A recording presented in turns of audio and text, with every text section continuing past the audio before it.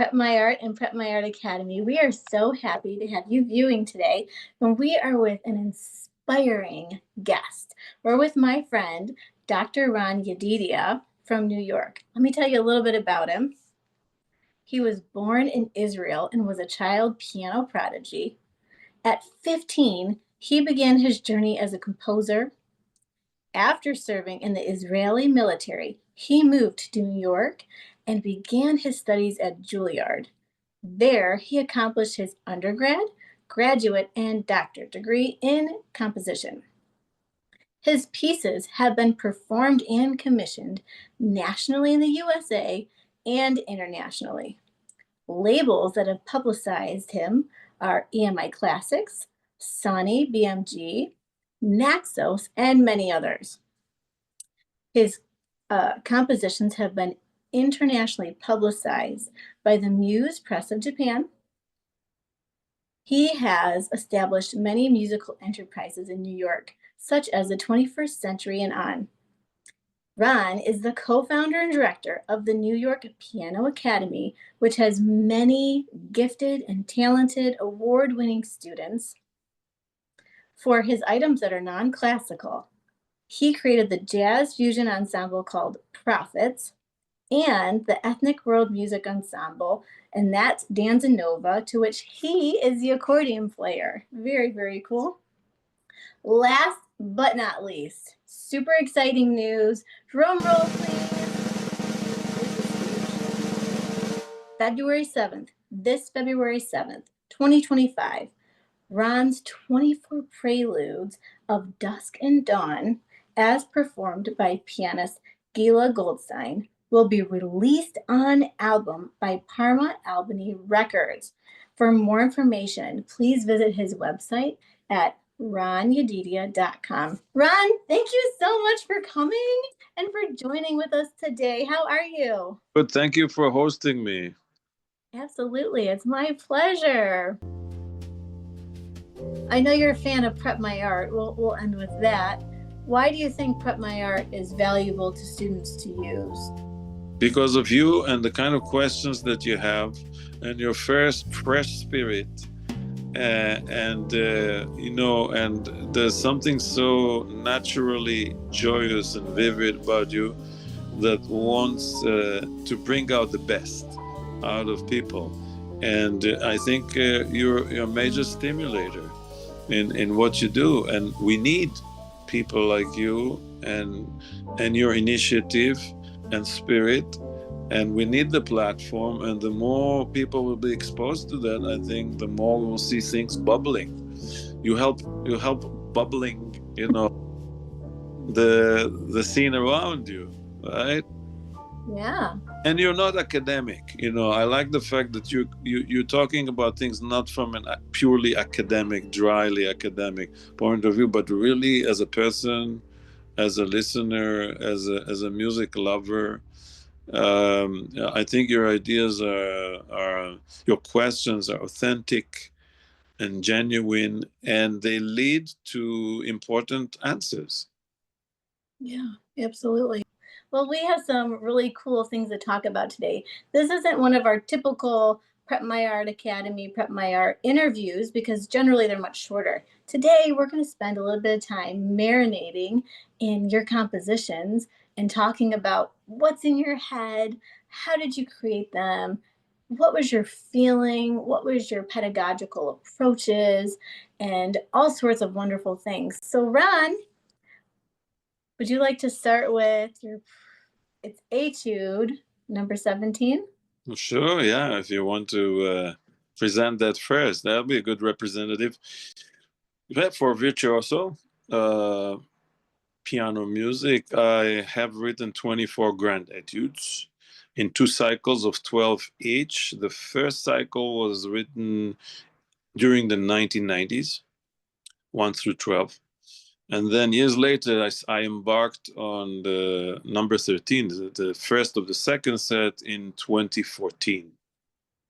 So, and that lasted longer. It took about 6 years to complete because I was a more busy adult, teaching a lot, doing so many other things. It took me more time to complete that set. and that has what would be grand etudes number 13 through 24.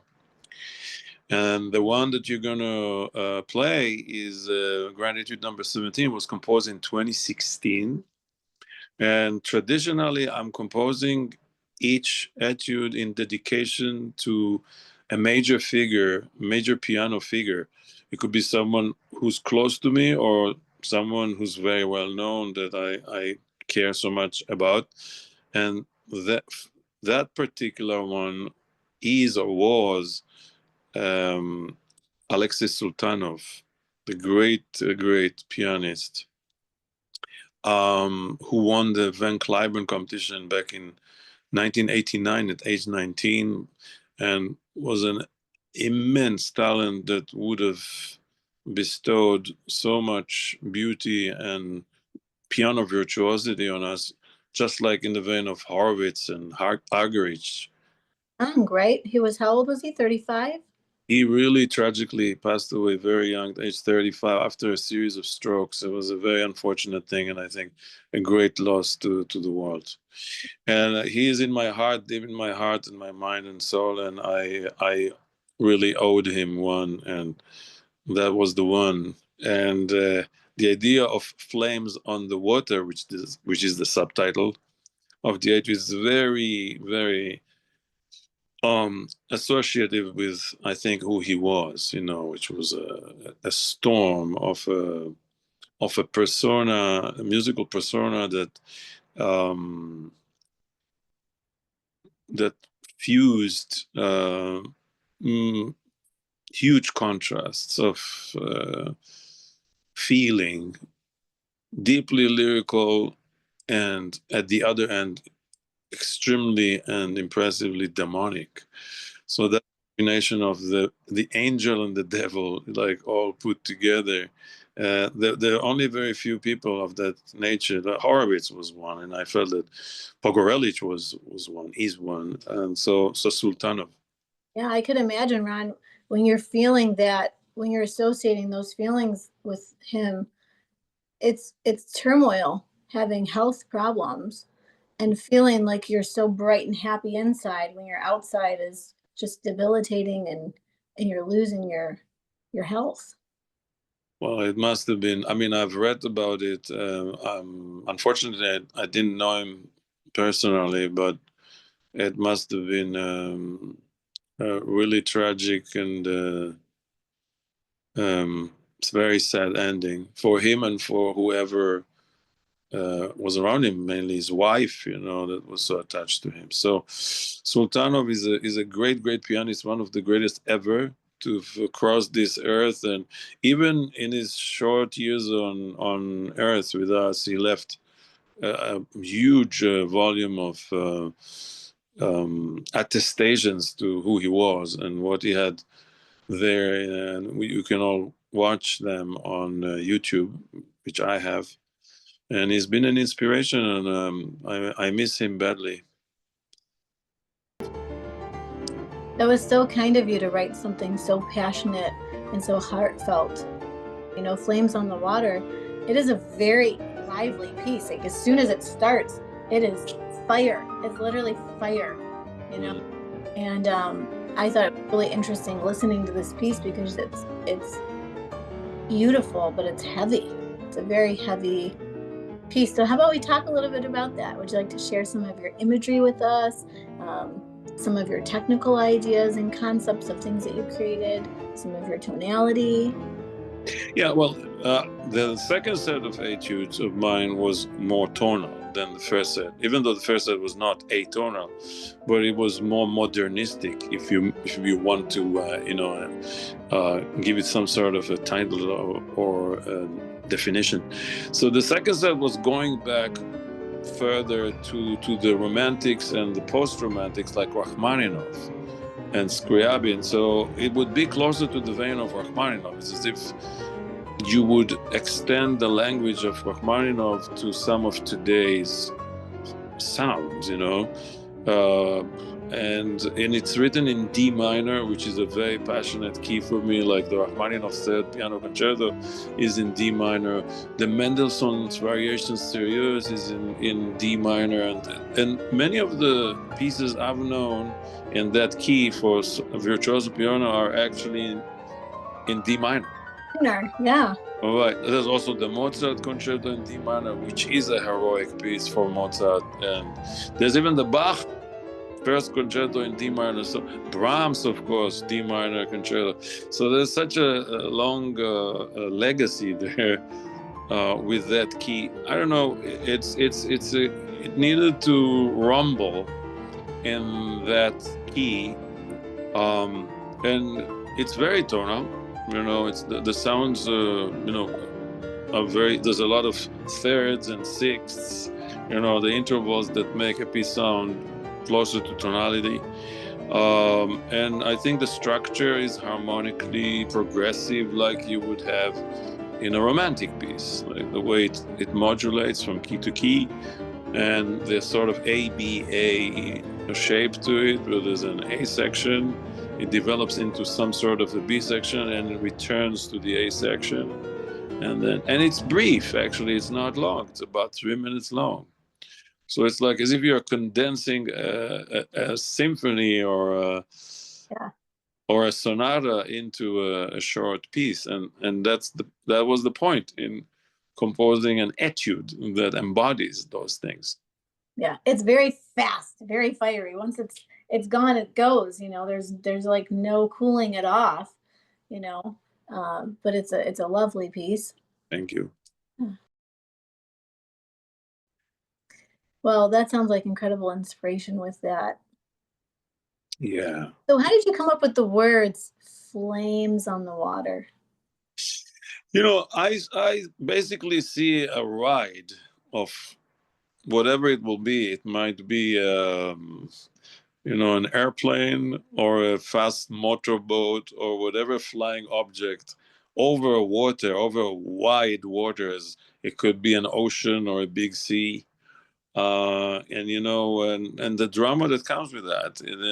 Sultanov's playing was always a drive. It always drove. It journeyed, and it was highly dramatic, often apocalyptic. So, I love those things because I find them exciting, challenging, and liberating all at the same time, and wonderful for the musical imagination. What it is specifically, it doesn't really matter. I mean, you can imagine yourself, if you play that piece, flying whatever vehicle, using whichever vehicle you want to be there.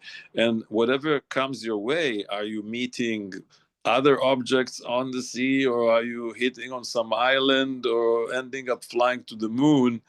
All that is secondary, because one doesn't need to elaborate on all those things. They're immediately associative, and the music has to just carry you wherever it carries you. Music is abstract. I mean, I could tell you so many different possible narratives with different metaphors for playing or listening or hearing or pondering on the same piece. I Right? Tell us more. But I think that's the point of writing a good piece of music, is that, whatever it suggests, every person can do whatever he or she wants with that. And the beauty of it will be that when I will listen to it, even though I'm the composer, it'll be revealing to me. And great performers, when they do that to my music, from my experience, are really teaching me and showing me new things about the music that I've written. And that's what I'm hoping for. Wow.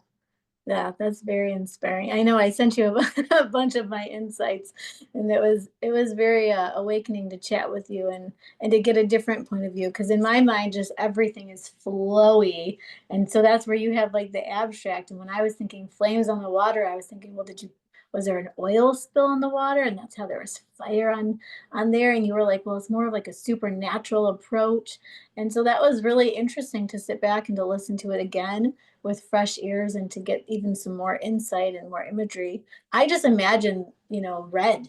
It's just red. It's all these different reds, you know? You Yeah. know, That's very much so, and I'll also say that the contradiction between liquid, water, and fire, the two don't usually coincide. Right. So I mean, but in that scenario, you have the two of them actually interacting, and that's the supernatural sort of like fantasy in it, right? Uh, Yeah. Something almost phantasmic, right? um, or mirage-like, right? Right. So, and I think Sultanov as a performer, myself as a composer, have that uh, component very deeply ingrained. And I think many people seek things like this because it is exciting Yeah. and it's liberating, right? I mean, you thinking that you're flying to the moon or to any other planet is quite a fancy thought, no? Yeah. So you sometimes want to feel like you can do that, or you will be able to do that. So music gives you wings to those uh, improbabilities. Right. No, that's incredible. And I think that so many people, especially the people who are listening to this, they really value that. Sometimes it's very hard to just communicate, or it's not appropriate to communicate what you're thinking or what you're feeling, and all your emotions and vulnerability, especially as artists, we tend to have big emotions, big thoughts, and big feelings. And when we just go to our instrument, or in your case, you've got your paper. I've seen your staff paper. I've seen your handwritten music. It's beautiful. Thank you. Oh my goodness. I mean, I could just frame it Hmm. artwork. Your writing is so lovely. Um, Thank you. Having music as an ability to really communicate. Sometimes there's no words, but you can make music. You know. Absolutely, absolutely. So, and I'm old school. I grew up on old doctrines, and we were writing using our pens. Yeah. And I still do that. And it's very telling. When you look at the manuscript, the original manuscript or the facsimile, of a composer, and I do that a lot, looking at Mozart's, Chopin's, Beethoven's. You learn so much just from the calligraphy and from the stroke, the spirit of that stroke of writing. And you can learn from that more than just looking at an urtext, a printed urtext version of it. Yeah. And recommend to people to take closer looks at the manuscripts of composers. You will learn things that no editor can really give you, you know, Yeah. with a modern score. Yeah. And other pianists are telling me that, or musicians, when they take a look at my original manuscripts, they learn a lot just from watching the manuscript. Oh, absolutely. Absolutely. I know this other composer, she writes a lot of repertoire for younger students.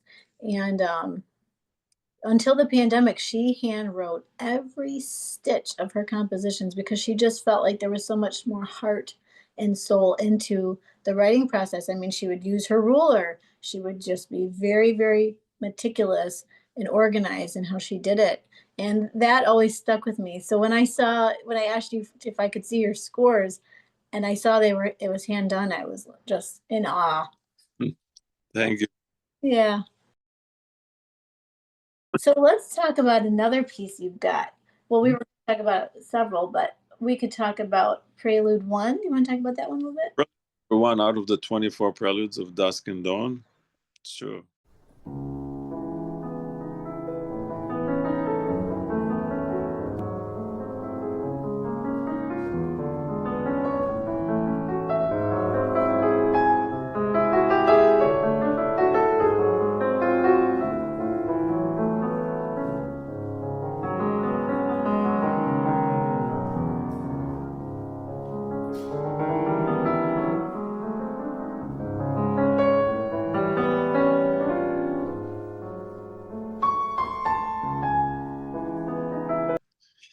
Yeah, I mean, what do you want me to say? Well, What was your inspiration? So you've got 24 preludes. Mhm. Are they like Bach's in different keys, or do they have different themes? But, And well, Bach's would be different because Bach wrote them, as precursors to his fugues. So they're always coupled, prelude and fugue. Mine is purely preludes, more like Chopin did, with his 24 preludes, which were in different keys. So I'm here following Chopin's tradition of 24 preludes, and I'm writing them all in different keys. And of course, they're brief, basically brief pieces that are very different one from another and very evocative in different ways. I can tell you that I composed them during the pandemic. okay, So it started in April 2020, which was right when it broke out, and it ended a year later, March 2021, and it was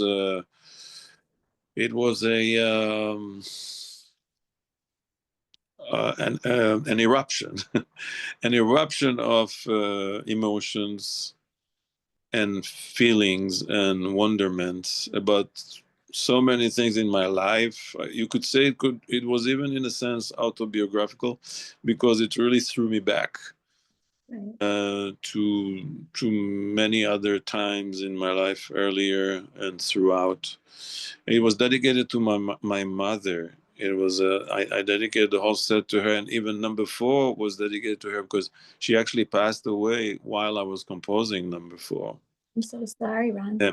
But the end of her life, and she had a good life, and my sister took amazing care of her, and she was in great spirits through to the last minute. So she was inspiring. Um, it really brought about the need, the urge to write something, um, and naturally to dedicate it to her because something about her process prompted it. And um, it really evokes so many things that I can talk about each and every one of those preludes. We won't go into that kind of elaboration here. But number one, I can say, is a brooding one. It's in C sharp minor, um, and it's extremely lyrical. I mean, the melody comes in after a while. It doesn't start straight with the melody. There's that background of texture, harmonic texture leading up to it. And then there's that melody. And I think my connection with my native country, Israel, is present there. And the great composers that composed in Israel that I was inspired by since my childhood, hearing them, particularly one called Alexander Sasha Argov, whom I knew personally for the last part of his life, and who inspired some of my music, definitely, and other composers who were his contemporaries were great folk. It's folk music or pop music of the time, but extremely highly qualitative and could be compared with Lieder by Schubert and Schumann easily. It's that good. But of course, pertaining to the realities of Israel, which is an immigration country, and all those people that came to Israel from Europe, from Asia, from Africa, from everywhere, and they brought a blend, or if you wish, a very eclectic offering of influences, each one bringing it from his or her own background, country, descent. Right. Argov came from Russia. A lot of them, created there came from Eastern Europe, and he created an art which is so singular and so amazingly beautiful, lyrical, evocative, um, and so deeply connected with the history of the country pre its instatement. It was basically became a state in 1948. So those people were there earlier. There were Jewish people who immigrated or fled uh, their places and came. And you hear this fantastic fusion of elements that are from their place and then from the Middle East, all the Arab Eastern influences there, which are wonderful and beautiful, Bedouin music or Arab music or Canaanic music or whatever you may make a connection to, which is to do with that region. So that combination of backgrounds, created a fantastic blend of music which we grew up on. And the first prelude has much of it in it. Number 14 has a whole, the F sharp minor has much of it in it. And you would find it, number two, the melodies are like Israeli song melodies with very deep influence from Russia, Poland, Wow. France, places that their music has left major impact. Wow. So with the Dusk to Dawn title for your preludes, is it because, the sun comes up and the sun sets? So it's like this all-inclusive thought, and that's why when you're thinking about relating it to your home, like your original birthplace of Israel, that like you're saying, like there were so many people, immigrating from different countries, so it's more inclusive. Is that kind of I'm No, making a no, story. the reason for that is totally personal because you notice that I call it of dusk and dawn and not dawn and dusk. So it starts with dusk for me, which is the time when I start to get creative. I'm a nocturnal. Person. I'm very nocturnal. Most of my writing, composing happens during the nighttime and the early morning hours. I mean, like completely, sipping into the morning hours.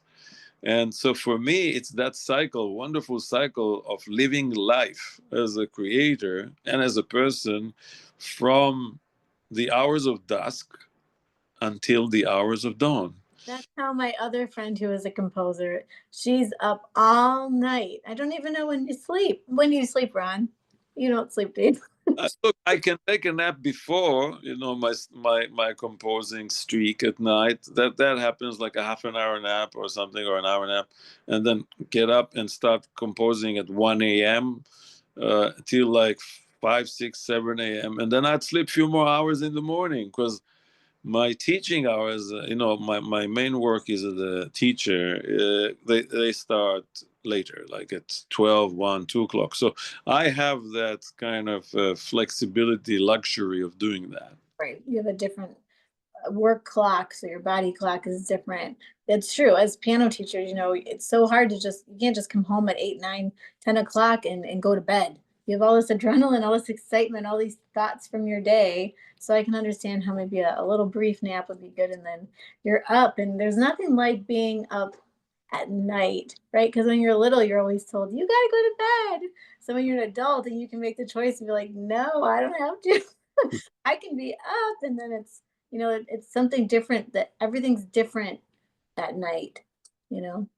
I do know, and another wonderful thing about it is that everybody's asleep. Right. And you can really concentrate and You're unencumbered. I mean, you're really free.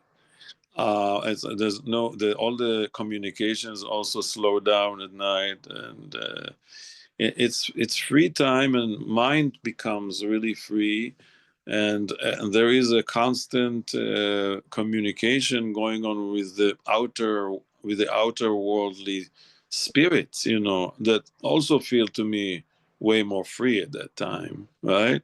So it's easier to connect with them, and then all those sounds rise, emerge. It's a wonderful time to compose and to live and to see that cycle, to feel the planet, sort of breathing through the night and then waking up in the early morning. I really love that idea of, like you said, your dusk from dawn, and you're able to really just awaken all of these, thoughts and feelings and emotions and creativity, and having that ability to just deeply connect with the music, with, everything around you. I think that it's really inspiring. It brings out, it gives you allowance to bring out your intuitive side. in a different way, right? Absolutely. Let's talk a little bit about, if we're going to pivot, let's go to your finale of your third sonata. Tell me a little bit about that one.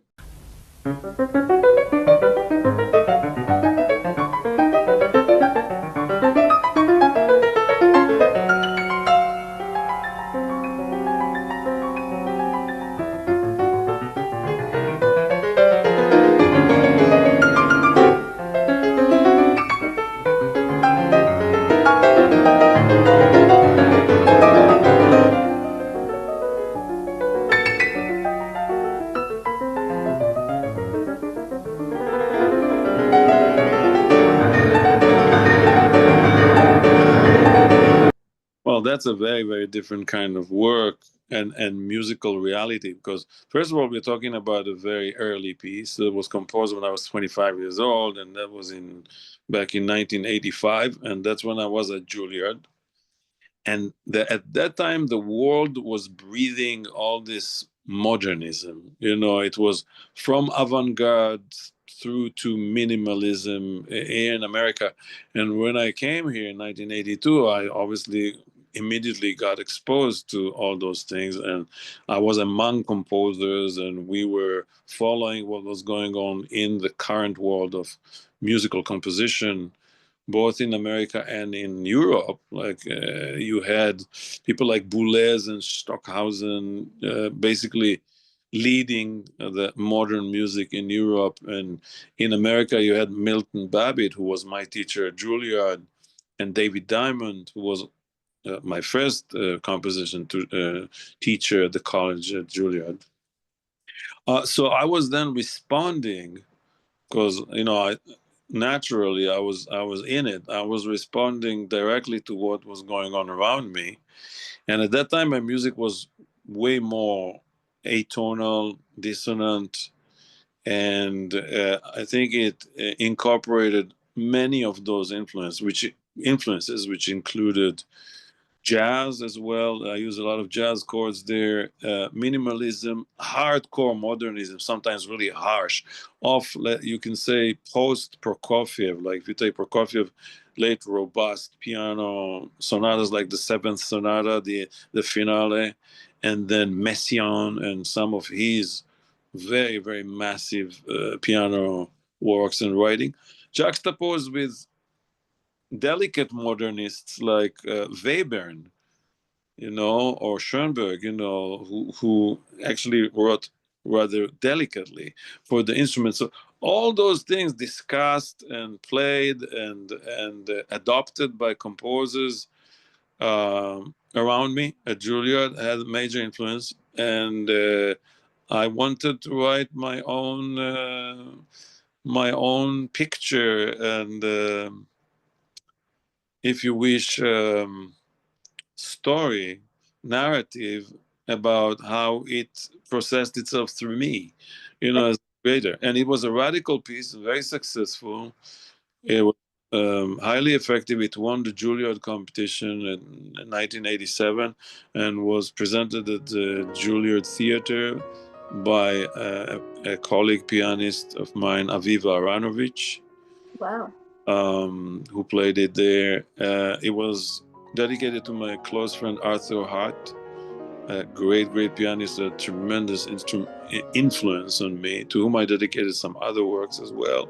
And he was the first one who recorded it. And everybody was everybody was intrigued by it. It was a very intriguing piece for what was going on in it. The brevity of it was just 10 minutes or 10, 11 minutes long. And the finale was just immense. It was just like it's very hard to describe what goes on, but it could be like a nuclear bomb, or let's say splashing into a new reality in space.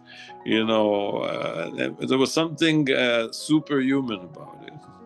So it really excited the imaginations of many people in the field. I won many awards for that. My teacher in Israel, my mentor, Pnina Salzman, introduced me on primetime TV in Israel in 1987, performing that finale, which is what you have here on YouTube. That's off that program that was on New Year's Eve. Our Yeah, yeah, Eve. yeah, Wow. yeah. Incredible. Yeah. Very, very difficult piece. One person to remind is the great virtuoso pianist Mark Andre Hamlin, who performed it several times. There's also a fantastic recording of his on YouTube playing it at Merkin Hall. I think it was back in 1990 or in the early 90s somewhere. It's a piece that I still get pianists write to me about, and once in a while hear a performance or somebody planning to make a video production of it or whatever that is, but very difficult, very, very difficult to execute.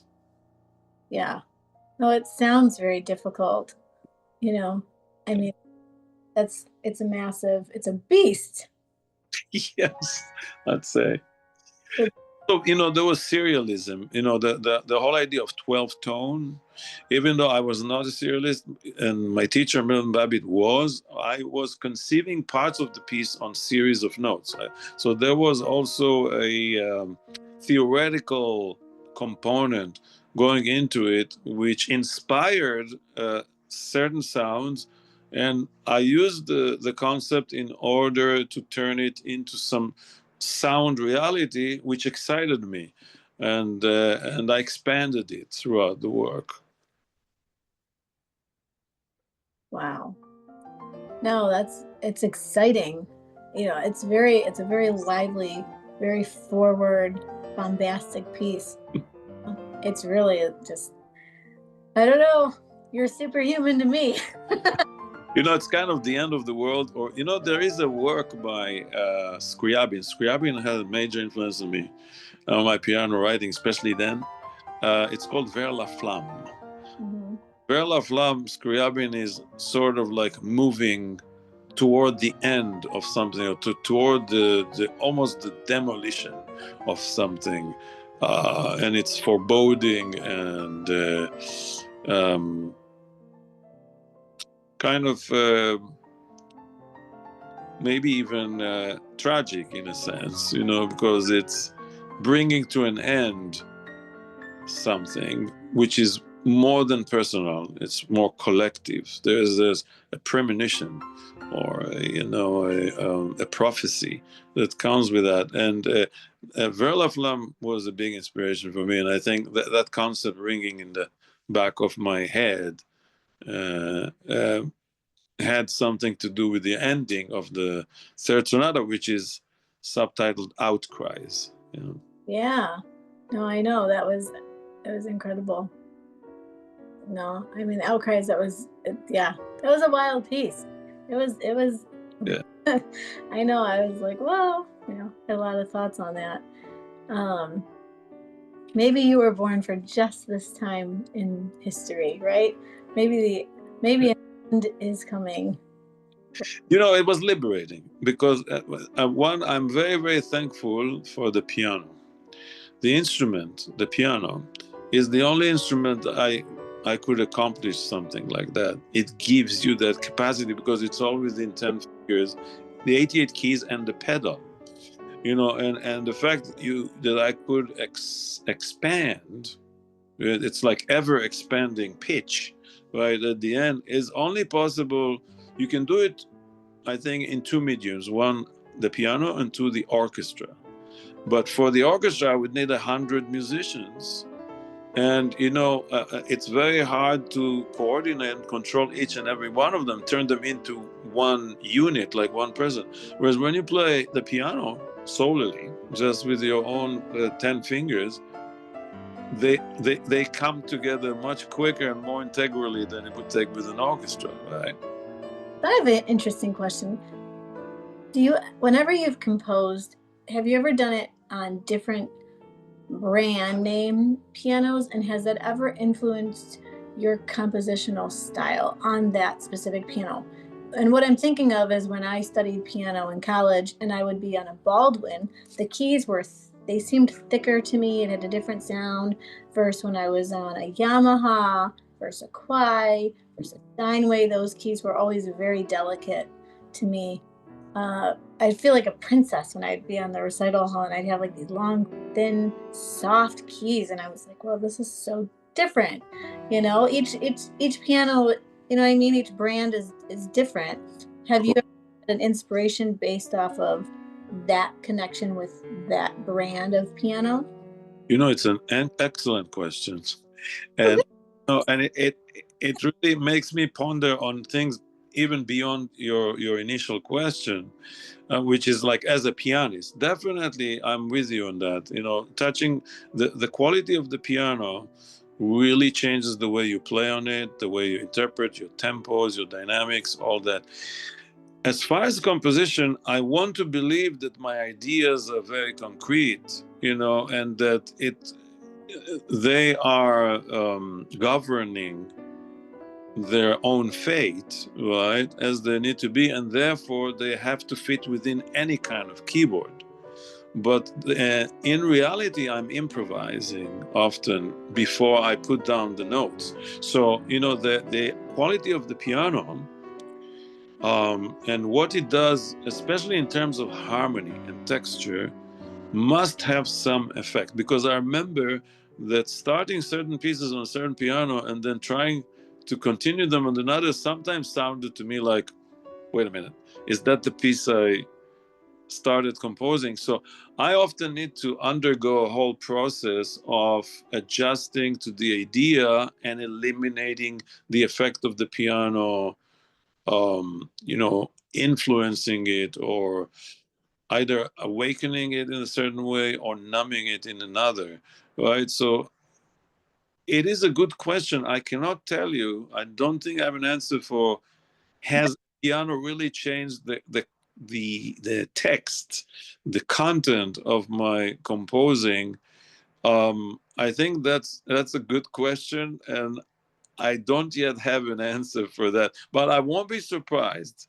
I won't be surprised at all if certain detail in voicing Sure. or writing was influenced by a certain piano that would not have happened on another. Yeah, that is definitely a probability. Yeah, yeah, absolutely. And I'd imagine the room of where you're composing, that could also influence some things. If it's going to create a more dry sound, you need more pedal, or if it's more wet and has more of an echo, you would maybe need less pedal, and that's maybe where your finger pedal would come in. Yeah, that pertains a lot to performance. That's for sure. In the ambience, the acousticity of writing, I always imagine other things than what I immediately hear, because I usually compose in a dry place, but I'm imagining the wet places as well. So yeah, Big halls they're so echoey. And right. if they don't have, the proper acoustics in there, it can just depends. Right. No, these are really good and interesting questions. I don't know if I have very concrete answers, but I'm sure that all those things play out. Good, good, good. All right, let's talk about profit.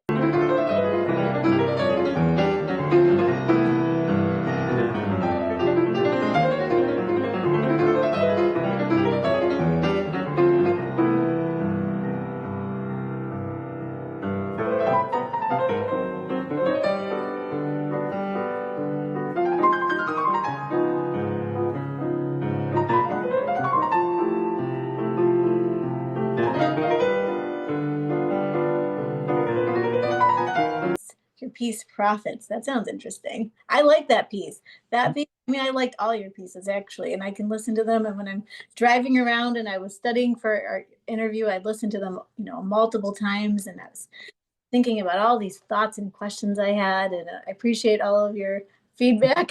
um, I, let's I talk about appreciate your way of thinking. I what appreciate your way of delving into them, and your associations and inquiries. They're very good. thanks. Tell me about profits. So Prophet is a very early piece, and it's a jazz influenced work. And I started composing it while being serving in the military, in the Israeli military. I think it was around 1980 or 1981. 1981 is the official composing of the work, and I was then listening to a lot of current jazz and fusion, mainly people like Chick Corea and Keith Jarrett and Jaco Pastorius and ensembles like Weather Report, because I had two cousins who were jazz musicians, and they were into it, and they introduced all that to me, and I was mesmerized by it, and I wanted to write music, virtuosic music for the piano. By then I had a few modern classical works, like my first sonata was already composed, my first ballad was composed, but now I wanted to explore other veins, other musical languages. Jazz was really super exciting for me, and I wanted to explore it. And Prophets was the first composition in that vein, which was a crossover. It's a rondo. I mean, it's the shape of a rondo, but you don't really think about jazz and rondos, right?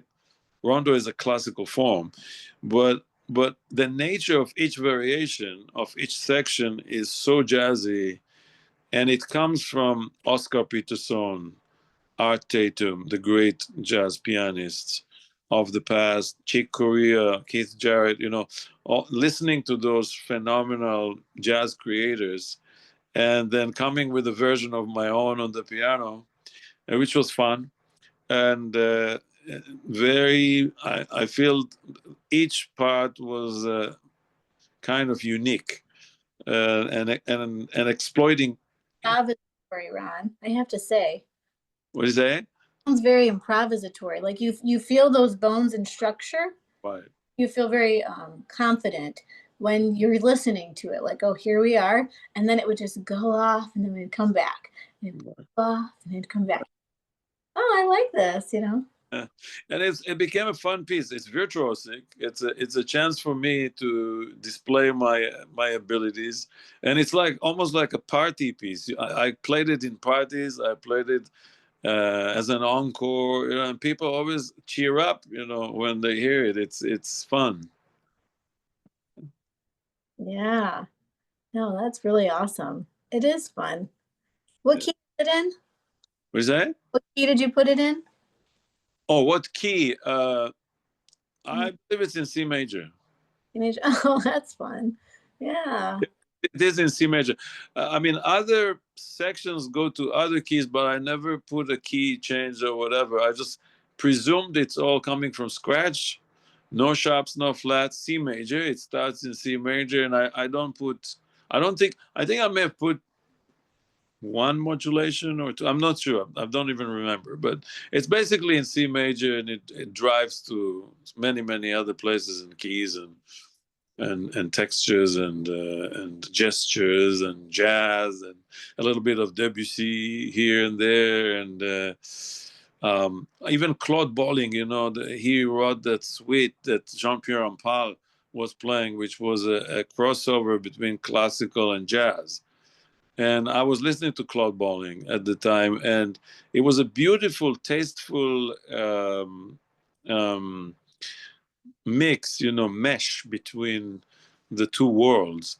And things became possible. You could put the two worlds together beautifully and effectively. And I was lucky to accomplish that in Prophets. Yeah. No, it's very cool. It's a very cool piece. I mean, I would totally want to play it. I think it's when I was listening to him, like this is really fun. Like you said, like it's like a good party piece. And so, how did you come up with the title Prophets? That's a good question. The thing was this: Israel then started to get into jazz, and there was a competition to enter the first Israeli festival, which was in Jerusalem, and it was run by the Israeli radio. And then I just composed the piece and I submitted it, for the competition. But they said it's got to be a jazzy piece which carries something in association with Jerusalem.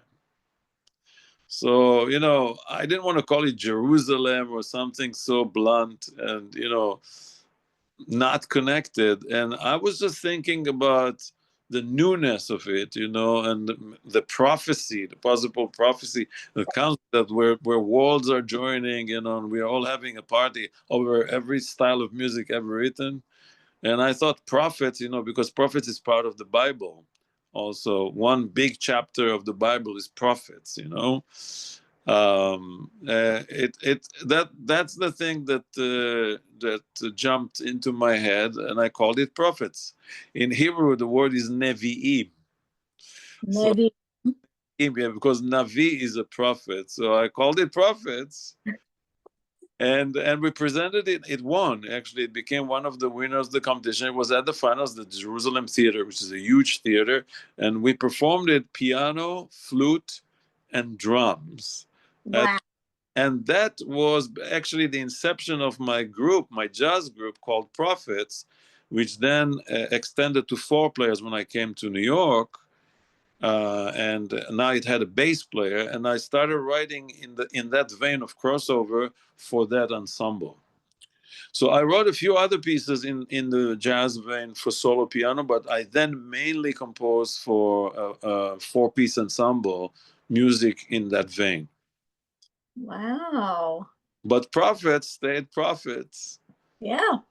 I can even tell you that it was mistakenly uh, mistakenly intended to be the third movement of my first sonata, because it was only a 2-movement sonata. So I said, oh, here's the chance to write the third movement. But after I listened to it and heard it, it had nothing to do with the first 2 movements. I said, nah, this is an independent composition. It has to stay that. Yeah. Yeah. No, it's a fun piece. It is definitely fun. Yeah. I know. I was curious. I'm like, where did he come up with the title prophets for this? I was like, is he talking about Bible prophets or other like religious? Are they prophesying? Like, what is he talking about here?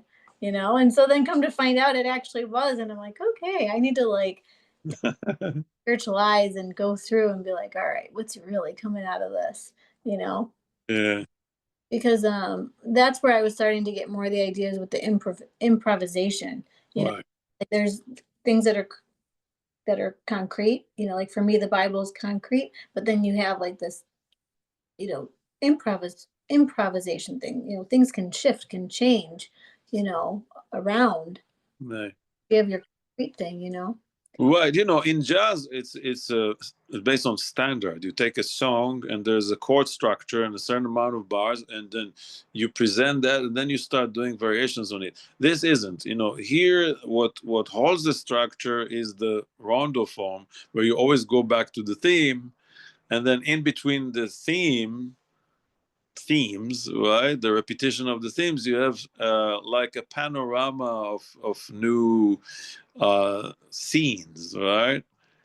And they're all kind of jazzy, or maybe the last one is more like modern jazz or contemporary classical music. The very last one before you go back. It was a feast. Playful. It's a fun, playful piece. I composed the first idea totally in my head, and it was some guitarist, who showed me some jazz chords. And as I was listening to him, I said, "Oh, here I have some idea," and I actually started the fourth section of the piece like an improvisation. I improvised myself. Oh, what a nice idea! Let's keep it there. So I had one section already in my head, and the main theme, which was very jazzy and improvised. And then I put them down. I just jotted them down, and then I decided, let's make a composition out of it. Yeah, that is so cool. It's nice to hear that you have such a big palette.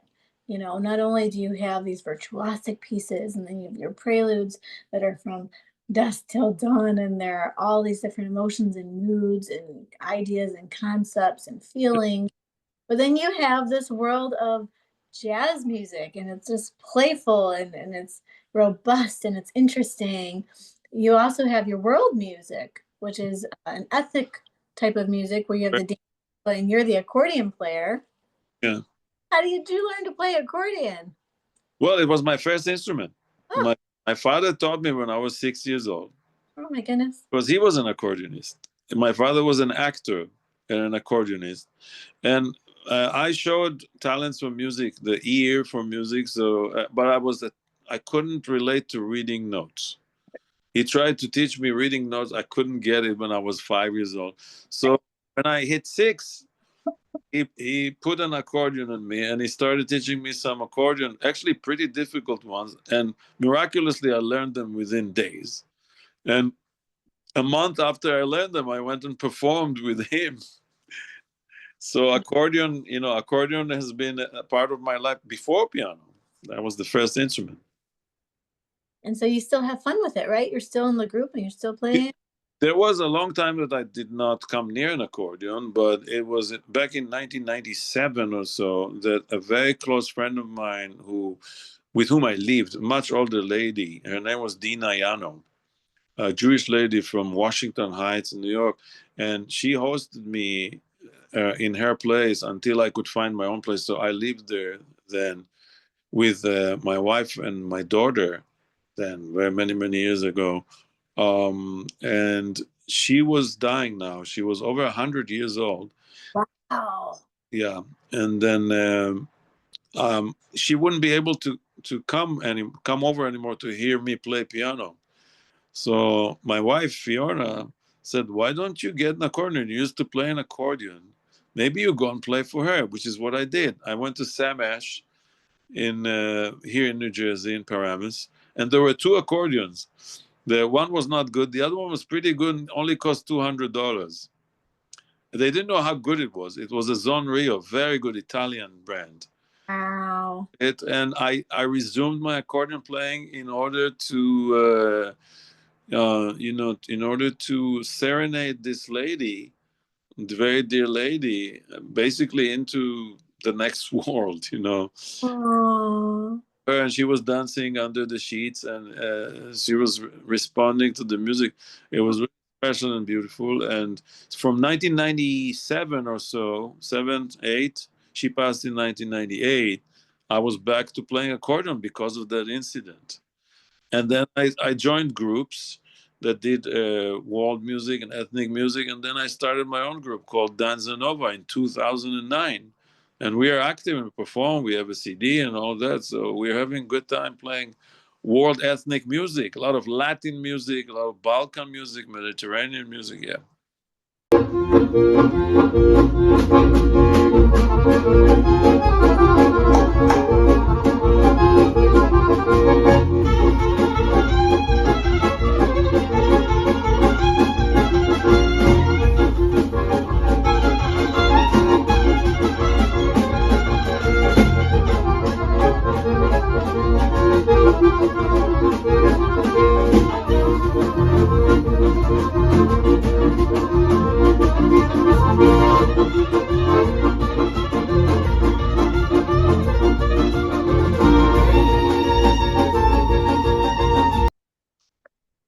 That is so cool.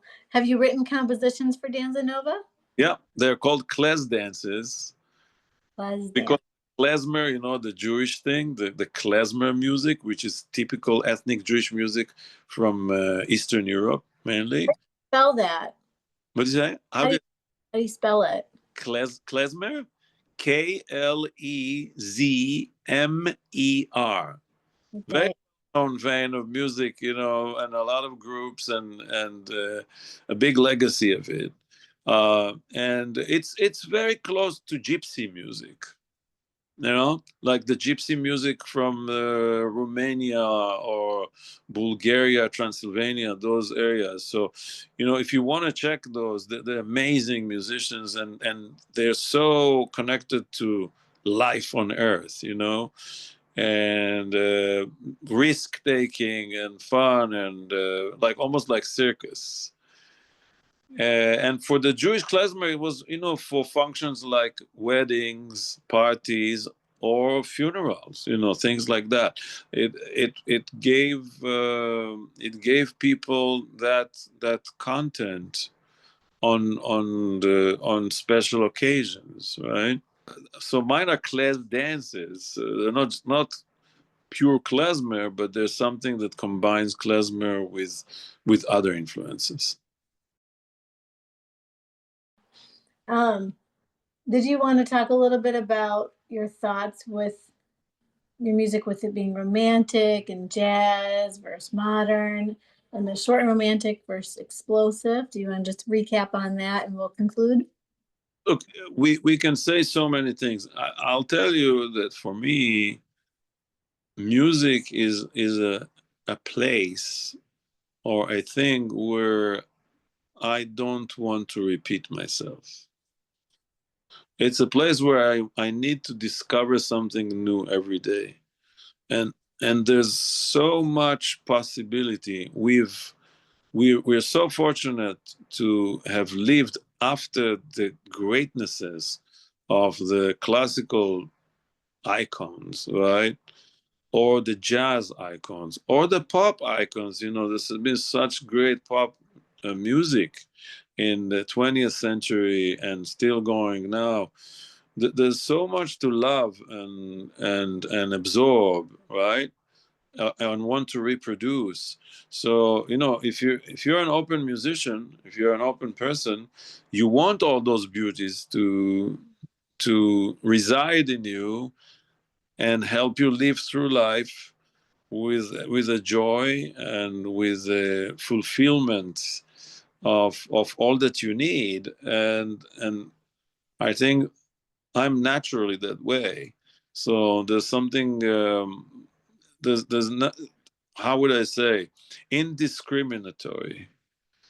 It's like anything that comes in that has a content of beauty in it, that's moving, will go in and somehow um, grow inside, take form, and mix with other things, and then something new will come out of it, and flower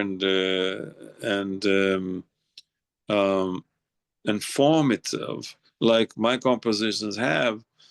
And as long as I can do that, and as long as those sounds keep on being there and change every day and suggest something new each and every one of them, I have a reason to live. Wow. That's And cool. yeah, and my life can be very, very long if you're fortunate, if that keeps going on in you. Or it could be short, unfortunately, if you don't allow that life to renew itself or to continue to branch out, to continue to evolve. There's a never ending pool of possibilities and ideas and needs and new feelings every day, and something to react to, right? The world is constantly changing. You constantly change.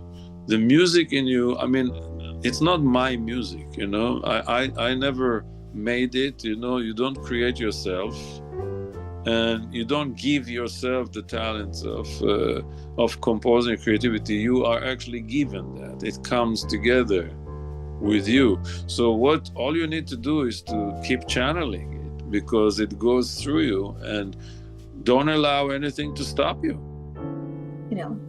Giving you permission to be who you really are, which technically you don't need permission for. But sometimes in this world, right, we get those thoughts that we have capped on ourselves. So it sounds like you're really good at living in a place, maybe it's your nighttime routine, of the caps are off. So that way that energy and that idea and those creativity moments can just flow. Yeah. Well, to me, it's simply natural. It's just natural. Yeah. Like, huh? Yeah. It's just natural. You're like, it's easy. I'm telling you, it's easier than some people think it may be. I mean, I think that much of what we see, unfortunately, is when people are trying to follow what others are showing them or asking them to do, right? And then they're often being made to make choices, or to say that one thing is better than another, or that I should be doing this and not do that, right? So in developing in one area, often people close up in others, which is not really. I had people antagonizing me for going for jazz at the time when I wanted to explore jazz. I remember I had some people around me who didn't see it. They were not approving. And I heard criticism about it, And I kept hearing criticism and doubts from everywhere whenever I made a decision or showed up with something that was not like any of what they were used to in the past. But I just kept listening to the voice and to the ideas that going on in me and did it. Uh, and you know, many times people looked back and told me, "Remember that I told you off?" Actually, I was totally wrong. I really like it now, or whatever that is. Time has proven them right. There's nothing wrong. You know, when you create, don't ever think that you've done anything wrong. You may have done something more successfully than another, something more compelling, whatever it is. But the route of the composer, the journey of the composer, is one where he or she have to put down on the table every day and every night. And you know, if you like it, great. If it's not what you wanted, it doesn't lose value. And I recommend to every creator not to worry, not to throw away, not to discard or trash anything that he or she did, because you know what, one day you may actually regret throwing it away. You know, I've even looked back at things that I didn't like and then learned to like them years later for one reason or another. When sometimes I was very high up on something, and then years later I thought, you know what, it's not as good as I thought, but still it has the right to be there, because you're not the owner. You're not really the owner, you're a channel. So, you know, seeing yourself as a channel, I think you're just entitled to do that. I think anything else that you do, unless you are revising something, I don't think that you should throw it away. Oh, that's so sweet. I don't know. It's the way. See, I'm so sorry that Brahms trashed so much of his music at the end of his life because he thought it wasn't good enough. He was so critical and, in a sense, over controlling. I mean, I would have loved to see his music that he trashed. I'm sure it was great enough, but I think he imposed his own will on something that was greater than himself, in a sense. And I ask Brahms forgiveness here publicly for passing the criticism, but it's not really against Brahms. He was, of course, entitled to whatever. It's just a general statement about creativity and creators and what they do. Anything that you've done has a reason, it should be there. Yeah, and I think that this really is inspiring for people who, you know, you are Dr. Ronn Yedidia, New York Juilliard grad, award-winning, but there's a whole world full of people who just maybe don't fully appreciate who they are and what they have to offer the world. So I think your words are very inspiring and encouraging, you know, that they may not have a platform like they think they should. They're not what they want to be, or they don't think they're good enough. But I really love what you're saying, because it kind of gives them that ability to sit back and just let it flow and not be so critical and enjoy who they are and enjoy what comes out of them. And you never know where it's going to lead you at some point, because not everybody wins all the composition competitions and stuff, but it does, they don't have value. Exactly so. Yeah. Oh, I love it. Yeah, this is wonderful. Well, I really appreciate you, Ron. Of course, it's very mutual. Thank you for a wonderfully scripted interview. Absolutely. Well, thank you everybody for watching today. I hope you really enjoyed our interview, and I'll see you next time. Bye. Bye.